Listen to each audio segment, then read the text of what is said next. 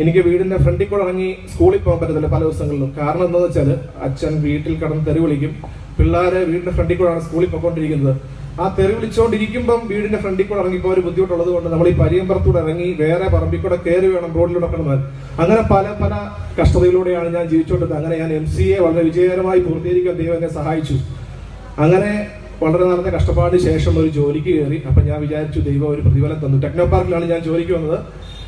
ഞാൻ ഒരു software engineer ആയിരുന്നു ടെക്നോ പാർക്കിൽ. അപ്പൊ ഞാൻ വിചാരിച്ചു എന്റെ കഷ്ടതയൊക്കെ മാറി ദൈവം അനുഗ്രഹിക്കാൻ പോവുകയാണ്, നല്ല ജോലി നല്ല ശമ്പളമൊക്കെ കിട്ടാൻ പോകുന്നു. എന്ത് ചെയ്യാം, 6 മാസം കഴിഞ്ഞപ്പോൾ എന്റെ ജോലി പോയി. എനിക്ക് വീട്ടിൽ പറയാൻ പറ്റത്തില്ല, കാരണം പിന്നെ അവർ പുച്ഛിക്കും, നിങ്ങൾ ഇങ്ങനെ പോയി, നിങ്ങൾ ജോലിയും പോയി, എന്ത് ദൈവമാണ് ഇവിടെ ഒരു ദൈവത്തെ വിളിക്കാത്തത്. എനിക്ക് നല്ല ജോലി, നല്ല ശമ്പളം, നല്ല വീട്. അപ്പോൾ ഞാൻ വീട്ടിൽ പറഞ്ഞില്ല, ആരോടും പറഞ്ഞില്ല. അപ്പോഴാണ് ആ കഷ്ടം നല്ലതായിരുന്നു എന്ന് ഞാൻ വിചാരിക്കാൻ കാരണം, അന്ന് എന്റെ കൈ കുറച്ച് ട്രാക്ട് ഇരിപ്പുണ്ടായിരുന്നു.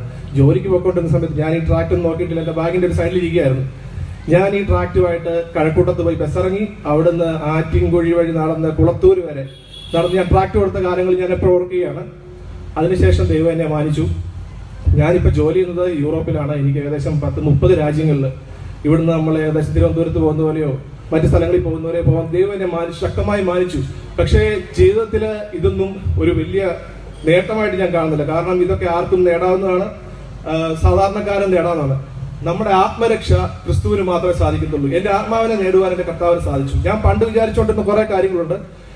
വന്നിട്ട് നമ്മുടെ ഒരു രക്ഷ നേട്ടം എന്നൊക്കെ പറയുന്ന ഒരു നല്ല ജോലി, നല്ല കാറ്, നല്ല സമ്പത്ത്, ഇത് തീർച്ചയായിട്ടും കർത്താവ് വരും എന്റെ ജീവിതത്തിലൂടെ എനിക്ക് എന്റെ ദേശത്ത് എനിക്കത് ബോധിപ്പിക്കാൻ സാധിച്ചു. കാരണം ഞാനൊരു പരാജയമല്ല, ജയമാണെന്ന്. പലരും പരാജയമാണെന്ന് പറഞ്ഞ സ്ഥാനങ്ങളിൽ എനിക്ക് അവിടെ നിന്ന് കൈ ഉയർത്തി പറയാൻ സാധിക്കും, ഞാനൊരു പരാജയമല്ല, വിജയമായിരുന്നു എന്ന്. അതുപോലെ തന്നെ എന്റെ ആത്മരക്ഷ തരുവാൻ ഒരേ ഒരാളേ ഉള്ളൂ, യേശു ക്രിസ്തു. അതാണ് എന്റെ ജീവിതത്തിൽ സംഭവിച്ച ഏറ്റവും വലിയ വിജയം. എന്റെ ജീവിതത്തിലൂടെ നിങ്ങളോട് എനിക്ക് പറയാനുള്ളത് ഈ ഒരു കാര്യം മാത്രമാണ്. യേശുവിനെ രക്ഷിതാവായി സ്വീകരിച്ചത് കൊണ്ട് നിങ്ങളുടെ ജീവിതത്തിൽ ഒരു പരാജയം ഉണ്ടായിട്ടുണ്ടെങ്കിൽ നിങ്ങൾ വിചാരിക്കുക, ഈ പരാജയങ്ങളോ ഈ താഴ്ചകളോ ഈ വീഴ്ചകളോ അന്ത്യമല്ല.